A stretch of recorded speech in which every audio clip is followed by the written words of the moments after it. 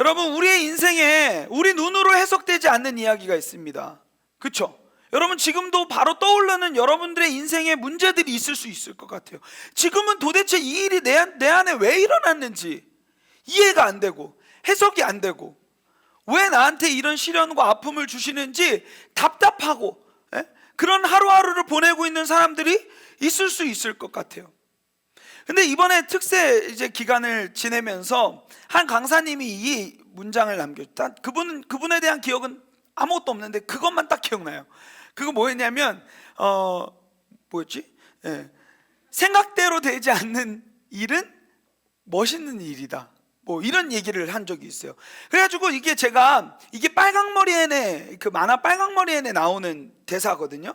그래가지고 제가 이번 주에 그 빨강머리애 그 나오는 명언들을 엄청 찾아봤어요. 너무 좋아가지고.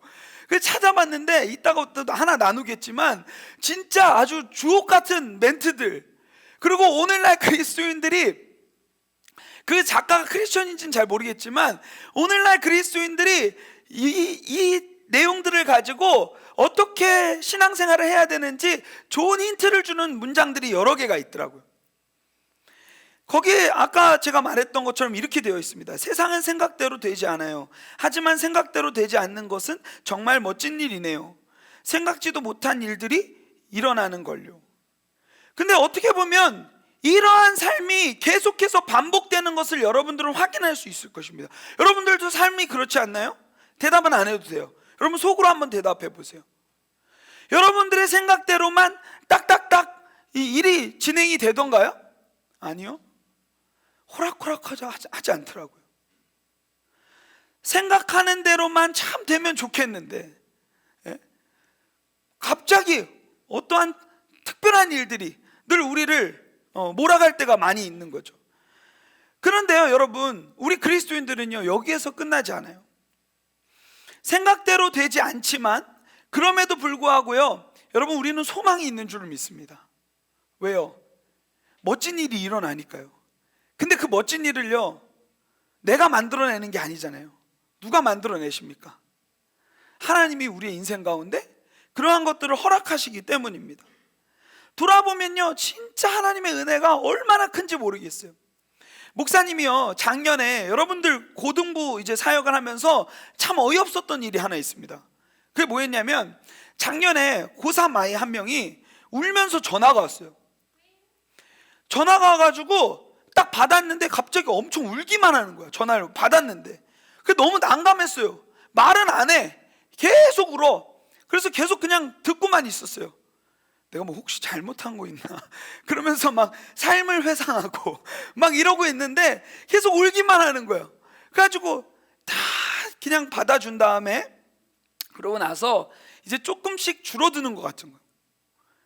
줄어드는 것 같아요. 여러분, 우리 고3들 잘 들으세요. 갑자기 줄어드는 거예요. 그래가지고 제가 이제 그때 질문을 했어요. 야, 누구누구야, 뭐 무슨 일 있어? 이렇게 질문을 했어요. 그랬더니 갑자기 또 울음이 터졌어요. 괜히 말했어. 갑자기 울음이 터져가지고 또 기다림의 시간이 필요했어요.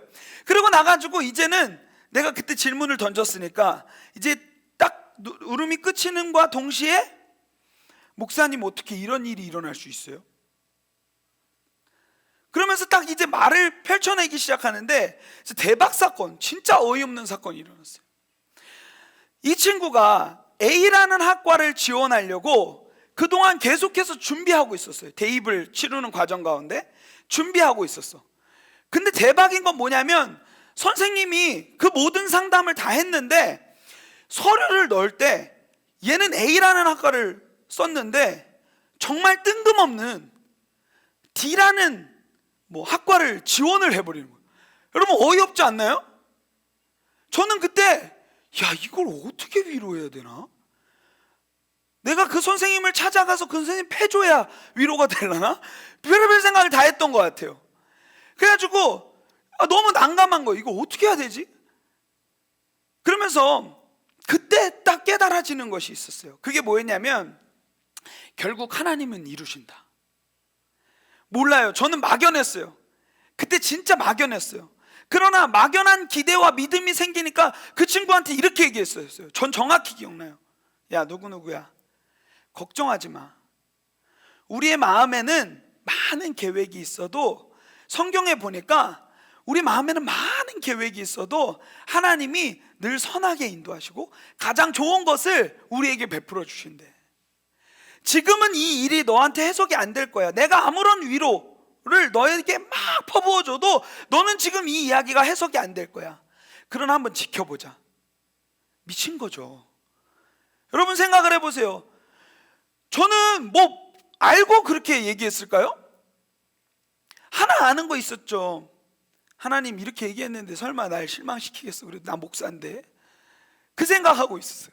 그러면서 선포하고 나름대로의 기대를 가지고 그냥 하루하루를 그 친구를 위하여서 기도하면서 나아갔어요. 근데요, 시간이 지나고요, 다시 이 친구가 연락이 왔어요. 올해 연초, 작년 말인가 올해 연초였던 것 같아요. 전화가 왔어요. 그러면서 갑자기 또 울어요. 망했다. 망했다. 벌어질 일이 벌어졌구나. 이러면서 이것도 어떻게 수습할지에 대한 고민들을 하고 있는데 그 친구가 바로 말을 꺼냈던 게 뭐였냐면, 목사님 고마워요. 하나님이 진짜 선하게 인도하시는 것 같아요. 수많은 학과들을 쓰고 수많은 학교들을 썼지만 거기에 합격이 된 거예요. 그래서 그걸 보면서 결국은 하나님께서 나는 이런 계획을 갖고 있고 A라는 것을 구하면서 살았지만 하나님은 더 좋은 D라는 것을 우리에게 베풀어 주시는 분이시라는 걸 이 친구가 깨달은 거예요. 그러면서 와, 진짜 목사님 그때 말했던 그 말이 그때는 안 보였다는 거예요. 근데 이 과정들을 보내면 보낼수록 하나님이 내 인생을 어떻게 인도하시는지를, 그 섬세한 하나님을 보고 만지게 된 이야기들을 해주는 것을 확인할 수가 있었습니다. 제가 이 이야기를 여러분들에게 왜 하냐면요, 여러분 소망을 가지십시오. 여러분들의 삶 가운데도 이런 동일한 은혜가 일어날 줄을 믿습니다. 우리의 마음에는 수많은 생각들을 가지고 있겠지만 결국은 하나님은요, 여러분들을 선한 길로 인도하실 줄을 저는 확신합니다. 여러분들도 그러한 기대로 오늘 예배를 드리셨으면 좋겠어요.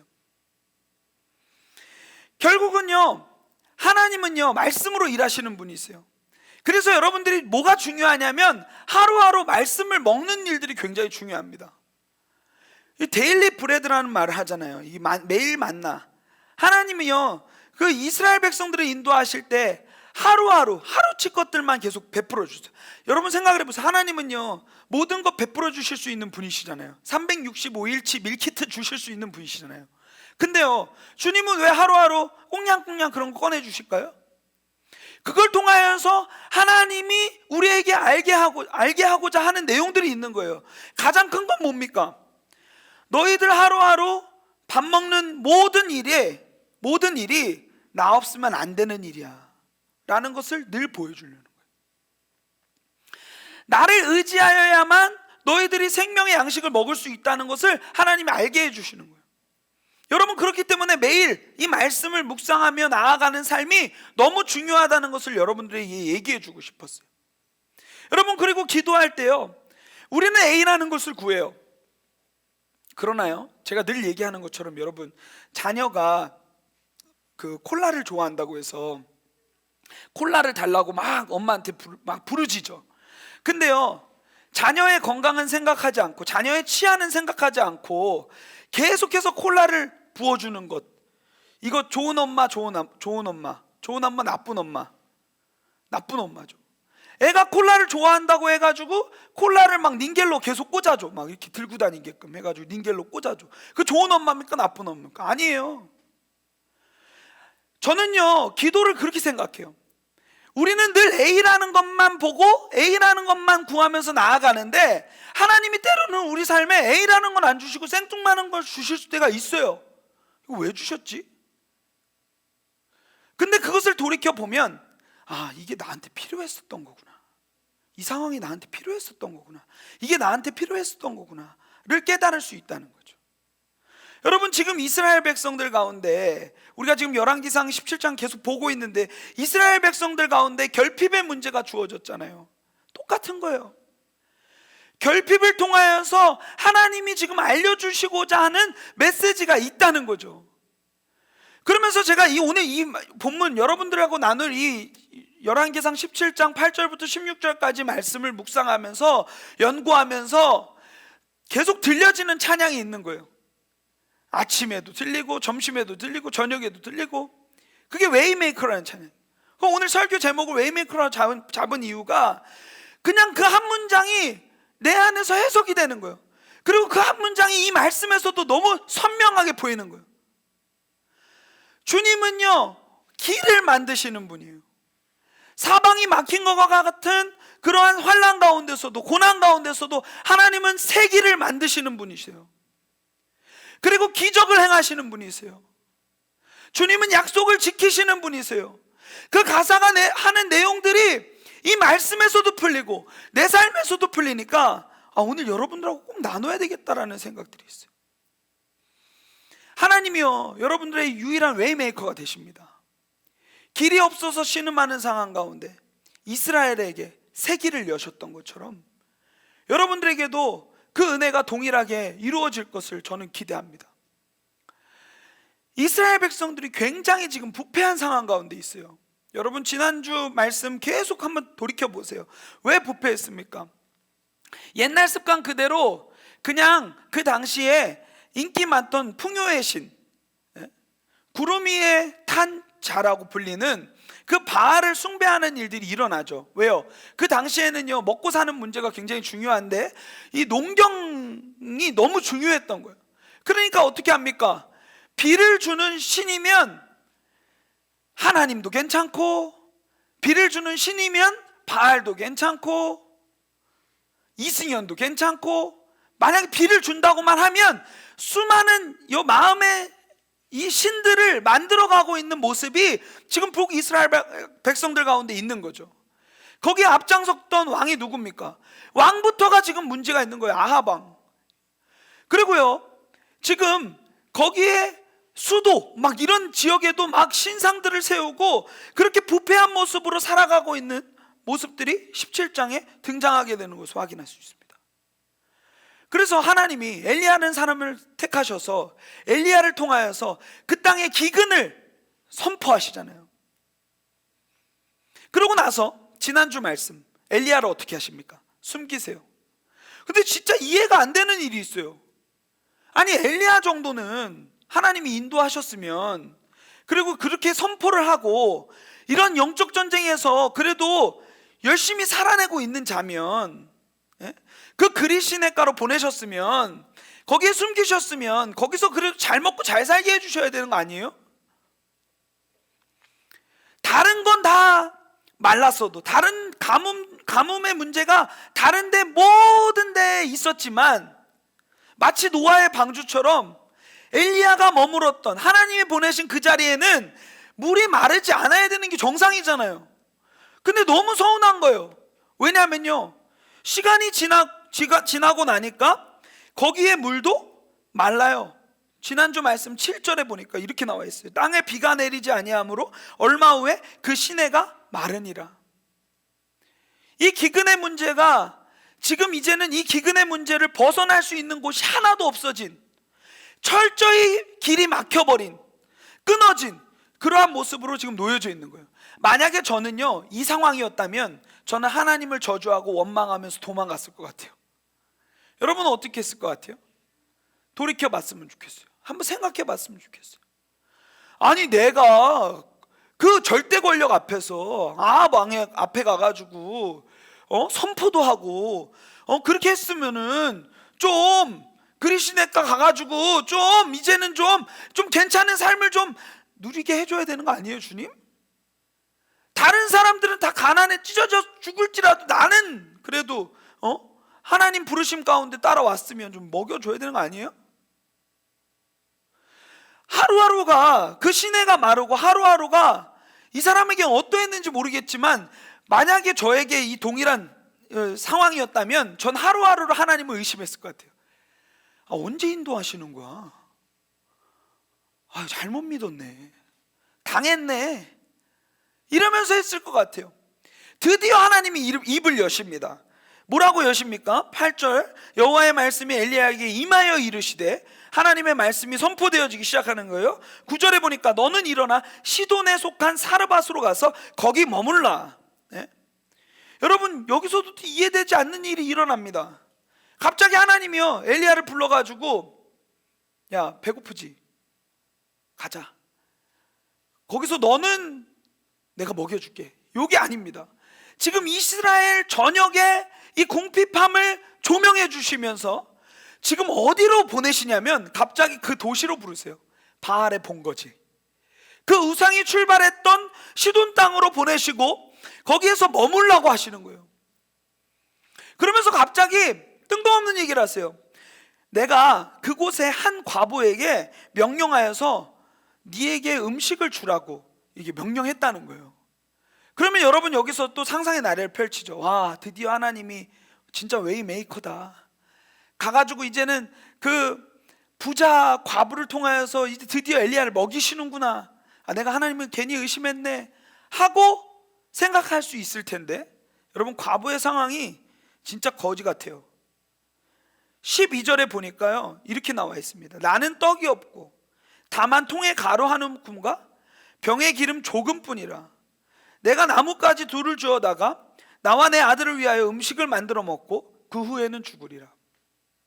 한 번 먹을 양, 이거 먹고 죽을 생각하고 있는 한 여인을 만나게 하시는 거예요. 너무 이해가 되지 않지 않습니까 여러분? 우리의 생각대로면요 이제는 하나님이 북이스라엘은 굶겨 죽일지라도 이 엘리야만큼은 제대로 그냥 먹이실 거라는 그러한 기대가 있어야 하는데, 그러한 기대를 우리는 가지고 있는데 지금 하나님이 그렇게 하지 않으시는 거예요. 갑자기 시돈 땅 바알의 본거지로 그 도시로 보내시는 거예요. 그래가지고 갔는데 상황이 굉장히 절망적이에요. 되게 슬퍼. 엘리야의 시선으로 여러분 이 말씀을 입체적으로 한번 봐보세요. 10절에 보니까 그가 일어나, 이 사람 진짜 말씀의 사람이에요. 하나님이, 제가 지난번에도 얘기했지만 하나님이 파란불 켜시면 가고 하나님이 빨간불 켜시면 멈추는 사람이에요. 지금 하나님이 파란불 켜셨어요. 사르밧을 향하여. 그러니까 가요 바로. 10절에 보니까. 그리고 성문에 이를 때 한 과부가, 그 하나님이 말씀하셨던 그 과부가 보이는 거예요. 근데 엄청 슬퍼. 그 과부가 딱 봐도 비주얼이 가난해. 부자여서 막 아유 오셨습니까 엘리야 양반. 아, 여자였군요. 과부는 여자죠. 엘리야 씨 오셨어요. 주께서 말씀하셨어요. 다 쳐드세요 이러면서 얘기해야 되는데 지금 그렇게 하지 아니하고 한 장면을 비춰주시는데 굉장히 절망적이고 슬퍼요. 한 과부가 그곳에서 나뭇가지를 줍는데요. 왜요? 아까 뒤에서 얘기했죠. 한 끼 해먹고 죽으려고. 마지막 끼니, 최후의 끼니를 해결하려고 불 지피려고 이제 나뭇가지를 막 줍고 있는 모습이 지금 나오는 거죠. 근데 가가지고 엘리야 대박 담대해. 하나님의 말씀이 나한테 고하라고 했으니까 바로 빠꾸 없어요. 바로 고야. 그러면서 뭐라고 합니까?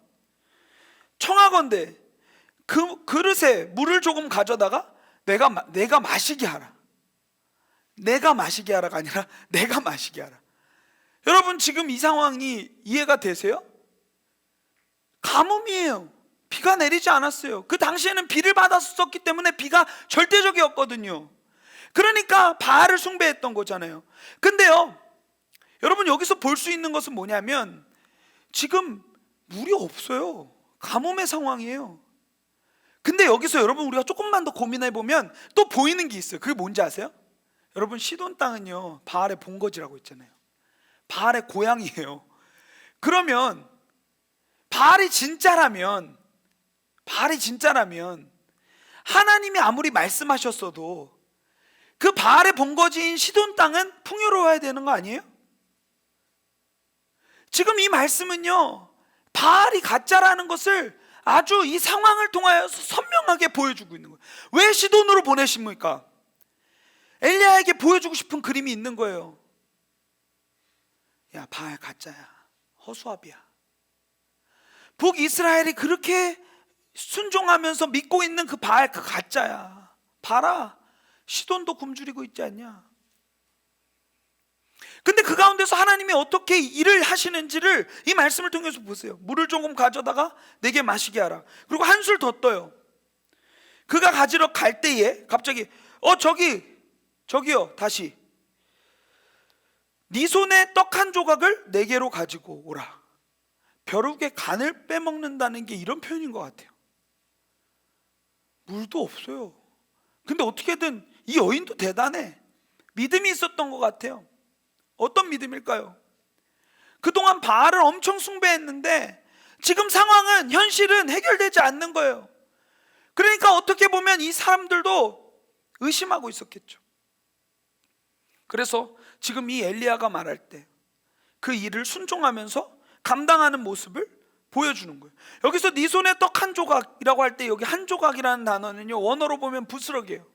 조금이라도 뭐라도 가져와 보라는 거예요. 배고프다는 거예요. 거기에 순종하고 그 여인이 가지고 오는 모습을 보는데, 여기서 이 말씀을 합니다. 아까 제가 말씀드렸듯이 그가 이르되 당신의 하나님 여호와께서 살아계심을 두고 맹세하노니 나는 떡이 없다. 다만 아까 말했듯이 오늘 하루 연명할 수 있는, 오늘 하루 나와 내 자녀가 먹을 수 있는 이 음식을 만들어 먹을 수 있는 재료뿐이라는 거예요. 밀키트뿐이라는 거예요. 그랬더니 엘리야가, 엘리야도 멋있어요. 여기서 말씀의 사람이잖아요. 그러니까 하나님이 자신을 여기에 보내신 이유가 분명히 있고, 이 일들을 통하여서 하나님께서 나와 이 여인에게 보여주실, 이 북이스라엘 백성들에게 보여주실 이야기가 있다는 것을 확신하면서 선언합니다. 엘리야가 이르되 두려워하지 말라. 쫄지 마. 왜 쫄아? 나 하나님의 사람이야. 말씀의 사람이야. 내 말대로 네가 하려니와 먼저 그곳으로 나를 위하여 작은 떡 한 개를 만들어 내게로 가지고 오면 그 후에 네가 네 아들을 위하여서 만들 것이며, 이스라엘 하나님 여호와의 말씀이 나 여호와가 비를 지면에 내리는 그날까지 내가 선언하는데 너가 가지고 있는 그 통에 가루가 떨어지지 아니하고 그 병의 기름이 없어지지 아니하리라 하셨느니라. 결국 자신에게는 능력이 없고 자신의 삶을 인도하셨던, 자신의 삶의 웨이메이커가 되셨던, 미라클 워커가 되셨던 그 하나님이 너의 하나님이 될 거야 라는 것을 지금 선언해주고 있는 거예요. 야, 한번 순종만 해봐. 믿음으로만 해봐. 하나님이 너를 택하셨어. 한번 가서 가져와봐. 그러면 네가 가지고 있는 통에 지금은 비록 이것밖에 없네 로 보여질 수도 있지만 가지고만 와봐. 그러면 매일 그 통이 차고 넘치는 은혜가 비를 이 지면에 내리기까지 하나님이 그 통을 채우실 거야. 여러분, 우리는요 늘 그 기적에만 관심을 가질 때가 많습니다. 상황이 종결되는 것, 내 문제들이 종결되는 것, 여기에만 관심을 가질 때가 많아요. 근데 하나님은요 성경 곳곳을 다 들여다보면요 그 이상을 우리에게 보여주시고자 하세요. 여러분, 오병이어 사건 기억해 보세요.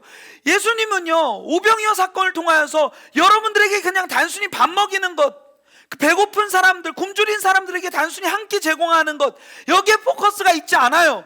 근데 우리는요 그 한 끼를 먹고 나서 이 사람만 따라가면 그것을 계속 먹을 수 있을 거라고 착각하며 이분을 우상처럼 섬기며, 이분 자체를 우상으로 섬기진 않죠. 그러나 이분을 내 안에 정립할 때 왜곡해요.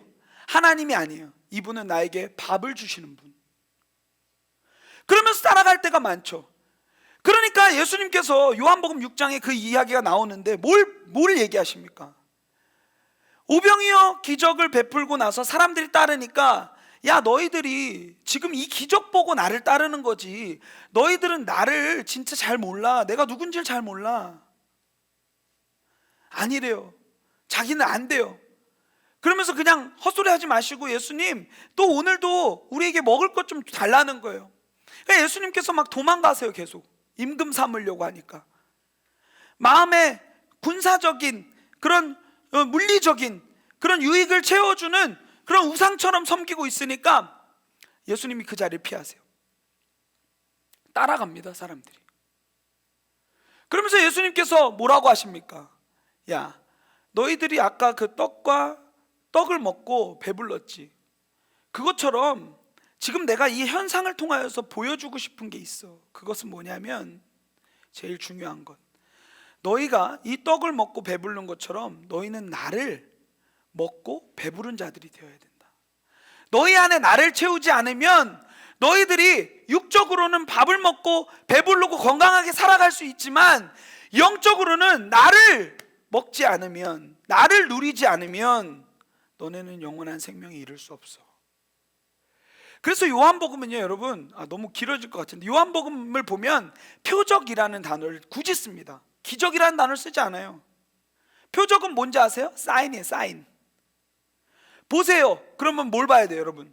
저거 보세요, 저거. 그럼 뭘 봐야 돼요? 손가락을 봐야 돼요? 손가락이 가리키는 방향을 봐야 돼요?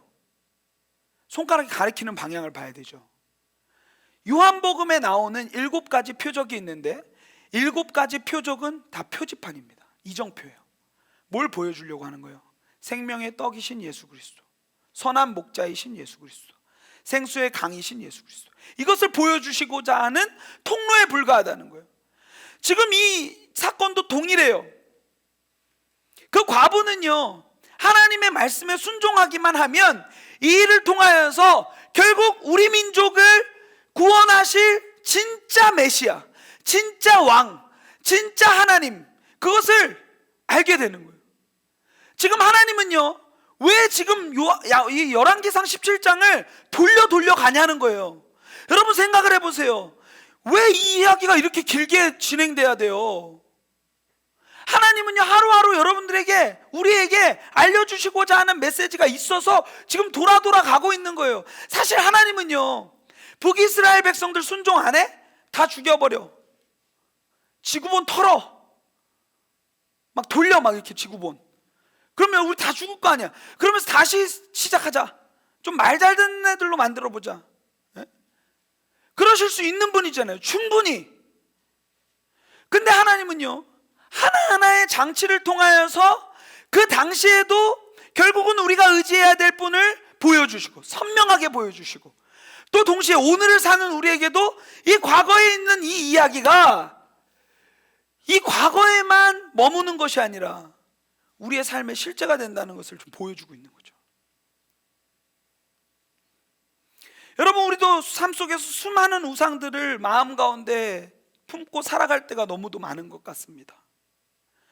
이 열왕기상을 묵상하면서, 열왕기상을 우리가 말씀을 들으면서 여러분, 여호와께 돌아오는 은혜가 충만하게 이루어졌으면 좋겠습니다.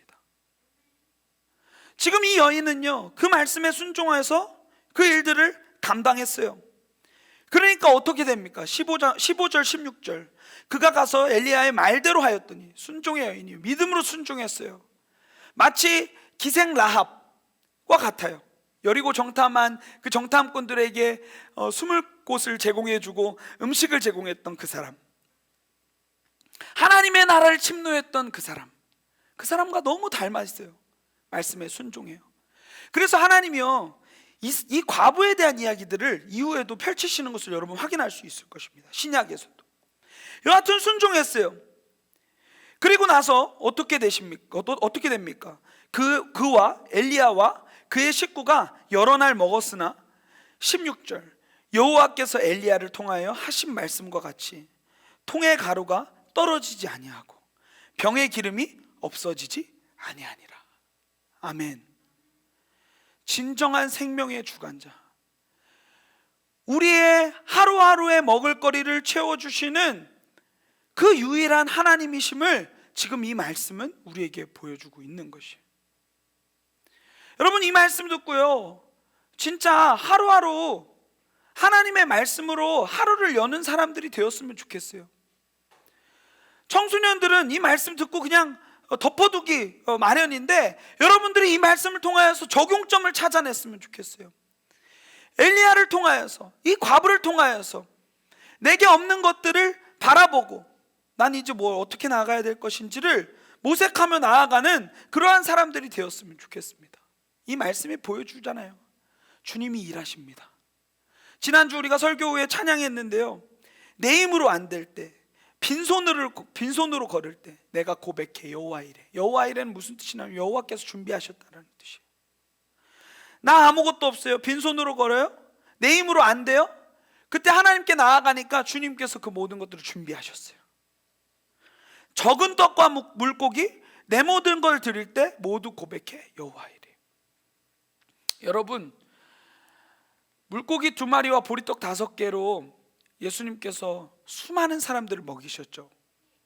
근데요, 우리가 물고기가 몇 개였고 보리떡이 몇 개였는지 관심을 가질 때가 많은데요, 하나님은요, 보리떡이 1개건 물고기가 1마리건 그걸로 다 먹이실 수 있는 분이세요. 그런데 애매한 데에 집중하지 말고 하나님의 하나님 되심에 집중하며 나아가는 믿음의 사람들이 되었으면 좋겠습니다. 주님이 일하실 것입니다. 아끼지 않는 자들에게, 죽게 아끼지 않는 자들에게 주님은 일하실 것입니다. 그리고 주님을 신뢰하며 걷는 자들에게 주님은 일하실 줄을 믿습니다. 여러분 삶 속에서 지금도 해석되지 않는 수많은 이야기들, 오늘 이 말씀들로 해석되어지는 일들이 일어났으면 좋겠습니다. 마지막으로 이 이야기만 하고 마치겠습니다. 제가 빨강머리 애네 심취해서 한 주를 보냈다고 했잖아요.